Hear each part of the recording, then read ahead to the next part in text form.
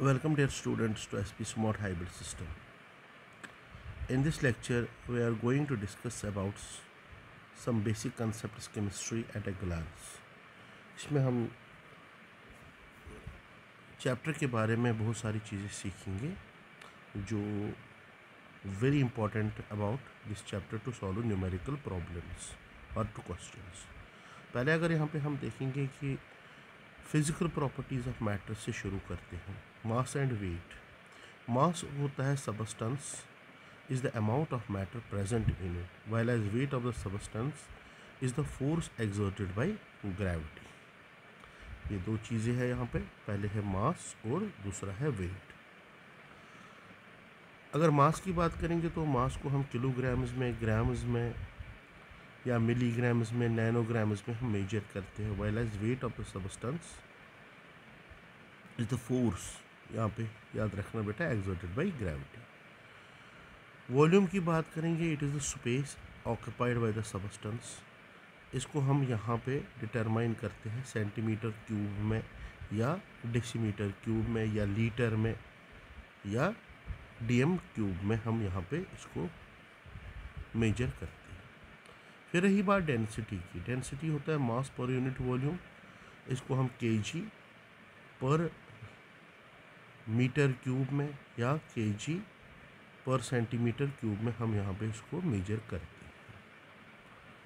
फिर रही बात एसआई यूनिट इसकी. दूसरा चीज़ लेंथ को हम डिटरमाइन करते हैं मीटर में, मास को किलोग्राम्स में, टाइम को सेकंड में, इलेक्ट्रिक करंट को एम्पियर में, थर्मोडाइनमिक टेम्परेचर यानी कि केल्विन में, अमाउंट ऑफ सबस्टेंस मोल में और ल्यूमिनस इंटेंसिटी कैंडला में. आगे बढ़ेंगे. यहाँ पे इन यूनिट्स के साथ हम कुछ प्रीफिक्सेस लगा सकते हैं, छोटे या बड़े. यानी कि अगर हम देखेंगे कि स्मॉल क्वांटिटी मेजर करनी होगी या लार्ज क्वांटिटी मेजर करनी होगी तो हम यहाँ पे डेसी मीन्स 10⁻⁻1 होता है, सेंटी, मिली, माइक्रो, नैनो, पाइको. पाइको होता है 10⁻12. नैनो होता है 10⁻9. माइक्रो होता है 10⁻6. मिली होता है 10⁻3.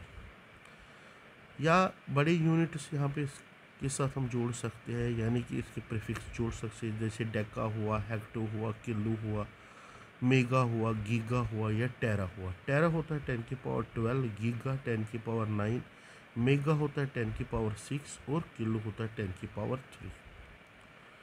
ना बात आएंगी तो यहाँ पे और एक क्वेश्चन आ सकता है सिग्निफिकेंट फिगर्स के बारे में. सिग्निफिकेंट फिगर्स किस तरीके से हम किसी भी नंबर में ढूंढ सकते हैं. All 0 digits are significant. अगर सपोज हमारे पास 1 2 3 4 होगा, इसमें चारों की चारों सिग्निफिकेंट है, तो इसमें 4 सिग्निफिकेंट फिगर्स है. Zeros preceding to the first non zero are not significant. Preceding होता है मतलब कि अगर सपोज हम लेंगे 1 0 0 0 0, इसमें एक ही सिग्निफिकेंट होगा. अगर अब zero between two non zeros होंगे वो सिग्निफिकेंट होंगे, जैसे 1 0 0 0 1 होगा, इसमें 4 significant figures. And the fourth rule is zeros on the right of the decimal are significant. अगर राइट टू द डेसिमल होगा, जैसे हम लिखेंगे 0.001, इसमें 3 सिग्निफिकेंट फिगर्स है. राइट साइड में अगर होगा तो ये रूल्स आपको सिग्निफिकेंट फिगर्स के बारे में याद रखने हैं. इससे क्वेश्चन आते हैं इस chapter. Next is scientific notation. अगर हम किसी को भी रिप्रेजेंट करेंगे लार्ज नंबर को किसके फॉर्म में, n × 10⁻n के फॉर्म में, उसको हम क्या बोलते हैं यहाँ पे, साइंटिफिक नोटेशन हम उसको बोलते हैं. What we taught that is scientific notation. याद रखना साइंटिफिक नोटेशन. यहाँ पे हम n कैन बी नेगेटिव और पॉजिटिव. जैसे हम लिखेंगे यहाँ पे 10⁻⁻10 भी हो सकता है, 10⁻12 भी हो सकता है. जो n होगा, n का वैल्यू पॉजिटिव भी हो सकता है, नेगेटिव. मगर याद रखना यहाँ पे सबसे बड़ी बात है कि ये साइंटिफिक नोटेशन हमें कहाँ पे यूज़ होती है. ये वहाँ पे यूज़ होती है जहाँ पे लार्ज नंबर होगा या स्मॉल नंबर होगा. जैसे अगर मोल की बात करेंगे तो मोल तो बहुत बड़ा है बेटा. यहाँ पे अगर हम देखेंगे इसको हम सिंपली लिखते हैं 6.02 × 10⁻⁻⁴. 23 लिखते हैं ना। तो यहाँ पे अगर हम देखेंगे ये जो है 23 ये इसका n है। अगर लिखने बैठेंगे इसको तो हमें लिखना पड़ेगा 6 0 0 0 0 0 0 0 0 जितने मतलब कि यहाँ पे होंगे, तो वो याद करना भी मुश्किल होगा, इसलिए हम यहाँ पे लिखते हैं बेटा। अगर मल्टीप्लिकेशन करेंगे, एडिशन करेंगे या डिवीजन करेंगे, इसमें वो रूल्स वही मैथमेटिक्स के यूज़ होते हैं। जैसे मल्टीप्लिकेशन में क्या होता है कि n is added, in division n is subtracted. Next बात हम यहाँ पे करेंगे about classification of matter. Classification of matter में हम दो चीज़ें लेंगे, यहाँ पे मिक्सचर्स लेंगे। मिक्सचर्स में होमोजीनियस और हेटेरोजीनियस। होमोजीनियस मिक्सचर होता है कि जिसमें एक ही फेज होता है, which components completely mix with each other. जैसे एयर की बात करेंगे, टी, शुगर सोल्यूशन की बात करेंगे, या साल्ट सोल्यूशन की बात करेंगे। हेटेरोजीनियस मिक्सचर में क्या होता है कि यूनिफॉर्म नहीं होता है और जो मिक्स आपस में नहीं करते। जैसे सैंड और साल्ट लेंगे आपस में, वो मिक्स थोड़ी होंगे आपस में। जैसे हम लेंगे पेबल्स एंड सैंड लेंगे, ठीक है ना। राइस में अगर सैंड डालेंगे वो है यहाँ पे। फिर है प्योर सबस्टेंसेस। प्योर सबस्टेंसेस में दो आएंगे, एक क्या होगा एलिमेंट और कंपाउंड आएगा। एलिमेंट वो होते हैं कि जो उसमें only one type of particles present होते हैं, या एटम्स बोलो।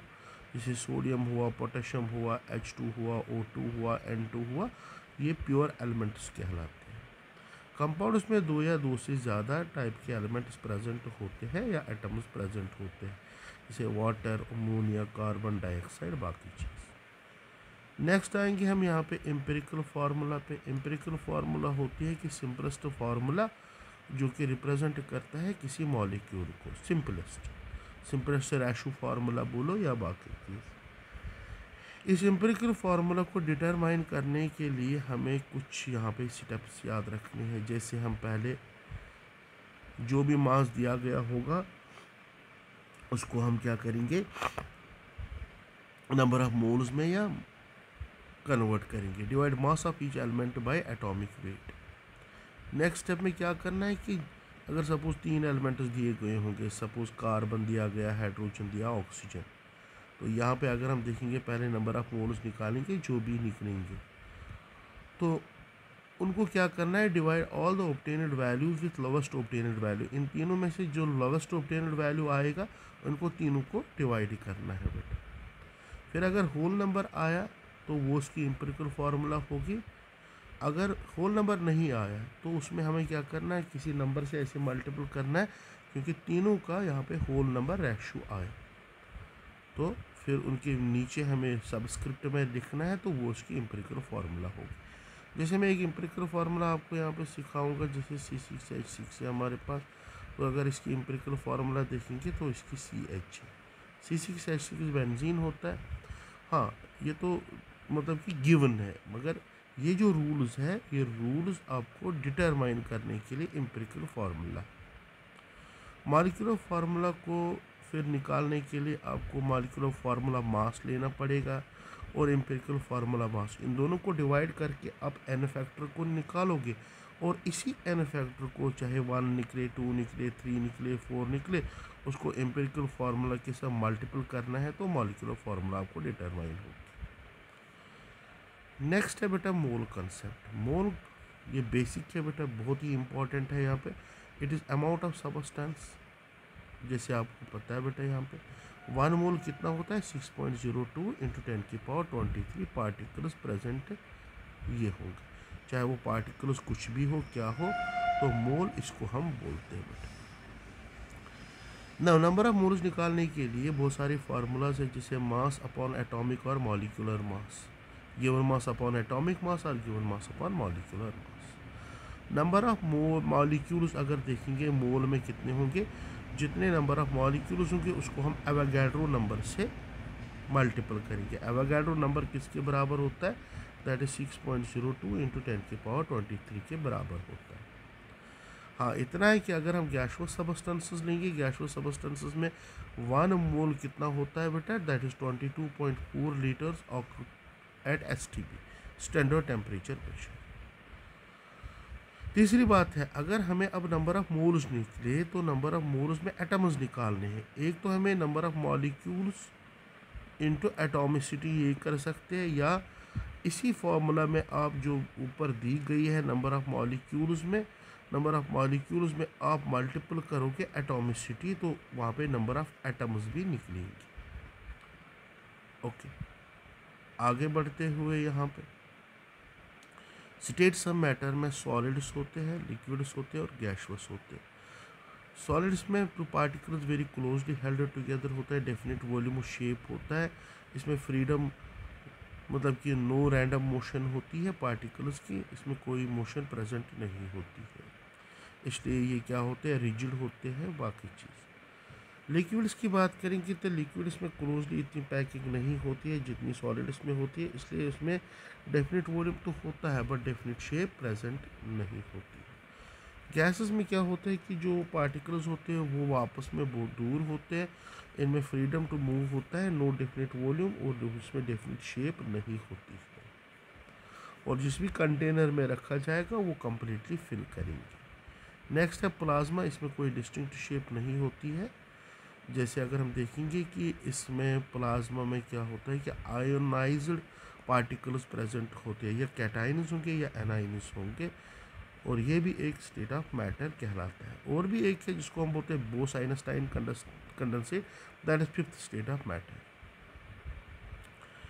एटॉमिक मास की बात करेंगे यहाँ पे, तो represent the mass of an atom denoted by AMU। 1 AMU किसके बराबर होता है, 1/12 on the mass of 1 atom of carbon 12 isotope. जब ये डिटरमाइन किया गया है बेटा, तो डिटरमाइन करने के बाद 1 AMU बराबर आया 1.66 इंटू 10⁻⁻24 ग्राम्स के बराबर। एवरेज एटॉमिक मास जब हम लेंगे, अगर सपोज किसी एलिमेंट में 2 या 2 से ज़्यादा आइसोटोप्स प्रेजेंट होंगे, तो हर आइसोटोप की मतलब कि अबेंडेंस प्रेजेंट होगी, परसेंटेज प्रेजेंट होगी, तो उसके अकॉर्डिंग आपको यहाँ पे करना है बेटा, मतलब कि समीशन ऑफ एवरेज एटॉमिक मास, यानी कि जो आप लोगे परसेंटेज अबेंडेंस और उसका एटॉमिक मास लोगे, उनको पहले क्या करो, एडअप करोगे, डिवाइड बाय टोटल करोगे, मतलब कि जो उनका मॉलिक्यूलर मास या एटॉमिक मास बनता है, तो उस तरीके से आप यहाँ पे एवरेज एटॉमिक मास निकाल सकते हो।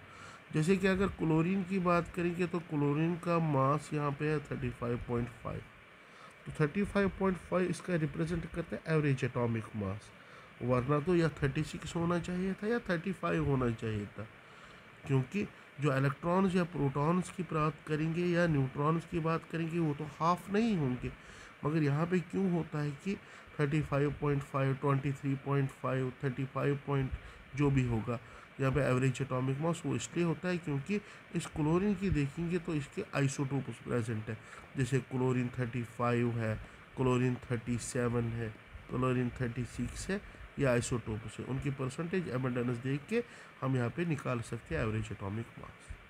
मॉलिक्यूलर मास होता है कि डिफाइनड फॉर अ मॉलिक्यूल, याद रखना, it is equal to sum of atomic mass.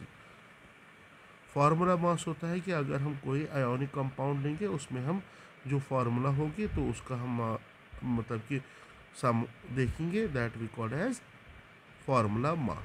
Formula mass और मॉलिक्यूलर मास में कोई फ़र्क इतनी ज़्यादा नहीं है बेटा।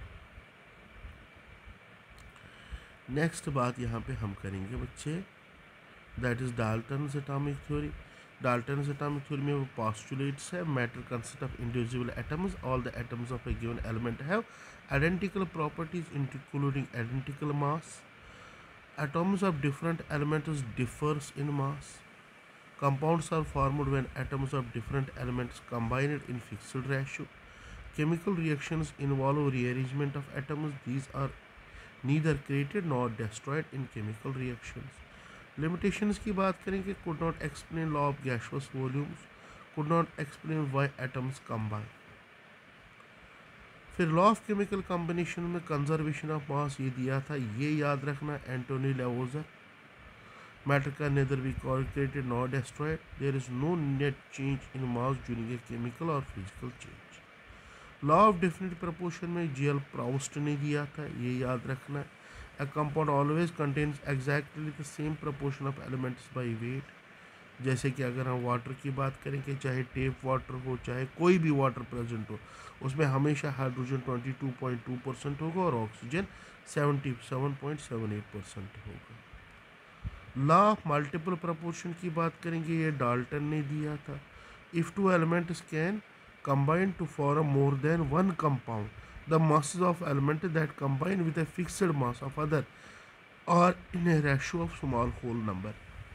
जैसे हम लिखेंगे C+O2 देता है COB और CO2 भी देता है। तो कार्बन अगर फिक्स करेंगे तो ऑक्सीजन क्या है, वेरी। तो ऑक्सीजन का अगर हम देखेंगे दैट इज 16 और O2 का कितना है, दैट इज 32। तो 32:16 कितना है, that is 1:2। That is law of multiple proportion. फिर गेलुसेक्स लॉ ऑफ गैसियस वॉल्यूम्स ये दिया था गेलुसेक्स ने इन 1808 में। तो इसमें भी अगर हम देखेंगे तो simply that is N2 + 3 times H2 reversibly gives 2 times NH3। तो यहाँ पे अगर देखेंगे 1 वॉल्यूम ऑफ अगर नाइट्रोजन होगा तो 3 वॉल्यूम्स ऑफ हाइड्रोजन होंगे, तो कितने बनेंगे, 2 वॉल्यूम्स ऑफ अमोनिया बनेंगे। तो रेशो क्या है, 1:3:2। ये भी सिंपल रेशो है, that is Gay Lussac's. Avogadro's law given by Avogadro. यहाँ पे अगर हम देखेंगे जो भी गैस प्रेजेंट होगा, सपोज अगर मैं 2 बीकर्स लेता हूँ या 2 सिलेंडर्स लेता हूँ, इसमें H2 गैस रखता हूँ और इसमें O2 गैस रखता हूँ, तो अगर मैं सेम वॉल्यूम लूँगा, इसका भी 22.4 लूँगा, इसका भी 22.4 लीटर्स लूँगा, मतलब एट STP लूँगा, तो इसमें भी 1 मोल प्रेजेंट होगा और इसमें भी 1 मोल प्रेजेंट होगा। That we called as Avogadro's law, हम इसको बोलेंगे। तो equal volume of the gas at same temperature and pressure should contain equal number of molecules. ये है बेटा लॉ ऑफ रेसिप्रोकल प्रपोर्शन। ये थोड़ा सा बहुत इंपॉर्टेंट है बेटा। When two elements combined separately with a fixed mass of third element, then the ratio between their masses will be either same or simple multiple होगा बेटा। That we called as law of reciprocal proportion. Law of reciprocal proportion. अब stoichiometric calculations में आप various steps involve in calculations जो है, आपको पहले इसमें बैलेंस्ड केमिकल इक्वेशन राइट करनी है, फिर रिलेटिव नंबर ऑफ मोल्स और relative masses of reactants and products involved, ठीक है ना। तो इन केस ऑफ गैसेस में आप राइट करोगे 22.54 litres at STP in place of 1 mole, और फिर इसके बाद यूनिटरी मेथड यूज़ करने हैं फॉर कैलकुलेशंस के लिए। तो स्टाइकोमेट्रिक कैलकुलेशंस में आपको बहुत सारी चीज़ें याद रखनी है, जैसे उसमें मास मास रिलेशन आ सकती है, मास वॉल्यूम रिलेशन आ सकती है, वॉल्यूम रिलेशन आ सकती है। तो उसमें एक और चीज़ याद रखना है लिमिटिंग रिएजेंट का। लिमिटिंग रिएजेंट होता है कि जो कंज्यूम होगा किसी भी केमिकल रिएक्शन में कंप्लीटली, उसको हम बोलते हैं लिमिटिंग रिएजेंट बोलते हैं। Suppose amount of H2 is determined by the amount of O2 present. जैसे H2 हमने लिया और O2 लिया हमने, तो 2 टाइम्स H2O बना। तो अगर यहाँ पे हम सीधे इक्वेशन देंगे, यहाँ पे इसके 6 ग्राम्स लिए और इसके 32 ग्राम्स लिए, तो कितने बने, 36 ग्राम्स लिए। तो यहाँ पे O2 की बात करेंगे और H2 की बात करेंगे। तो अगर हमने लिमिटेड लिया H2 या O2 लिया, ठीक है ना, जो कंज्यूम पूरा का पूरा हो जाएगा, ठीक है ना, तो उसके अकॉर्डिंग। तो यहाँ पे हमें क्या करना है कि पहले नंबर ऑफ मोल्स निकालने हैं, H2 के भी और O2 के भी नंबर ऑफ मोल्स निकालने हैं, फिर इसके बाद उसके स्टाइशियोमेट्रिक ऑप्शन के साथ उनको डिवाइड करना है, जो लेस में होगा वो लिमिटिंग होगा। फिर आपके पास सॉल्यूशंस में जो रिएक्शंस है, आपको mass percentage that is weight of solute upon weight of solution into 100, mole fraction that is number of moles upon total number of moles निकालने हैं बेटा। तो ये क्लास 12th में भी आपको सॉल्यूशंस में सिखाया जाएगा और सिखाया भी है हमने। मोलैरिटी होता है number of moles present in पर लीटर ऑफ सॉल्यूशन। मोलैलिटी होता है number of moles present in पर kg of solvent. Percentage composition mass of element in A compound, ये बहुत इंपॉर्टेंट है, अपॉन मोलर मास इंटू 100। इससे आप मास परसेंटेज निकाल सकते हो। नॉर्मलिटी होती है gram equivalent substitute upon volume of solution in litres. ये कुछ चीज़ें हैं जो आपको पहले चैप्टर में दैट वी कॉल्ड है some basic concepts of chemistry में आपको याद रखने हैं बेटा।